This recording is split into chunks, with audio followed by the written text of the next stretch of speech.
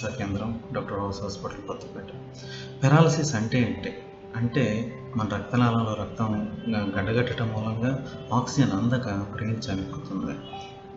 దాన్ని పెరాలసిస్ అంటారు. ఎలా గుర్తుపట్టడం దీన్ని? ఒకటి, మూతి వంకరపోయినా, చేతులు కాళ్ళు పడిపోయినా, మాట తడబడినా, లేకపోతే కళ్ళు వంకరపోయినా, లేకపోతే బ్యాలెన్స్ మనం తప్పి ఊగిపోతున్నది. సో వేటి మూలంగా వస్తుంది? మెయిన్గా బీపీ ఎక్కువైతే వస్తుందండి. బీపీని ఎప్పుడు కంట్రోల్లో పెట్టుకోవాలి? గుండె రిథము, స్మోకింగ్, ఆల్కహాల్, డ్రగ్ అబ్యూజ్ వీటి మూలంగా వస్తుంది. మనం అర్థం చేసుకోవడానికి స్ట్రోక్ 2 రకాలు. ఒకటి, రక్తం అందక పోవటం. రెండోది, రక్తం నాళం పగిలి రక్తం కారటం.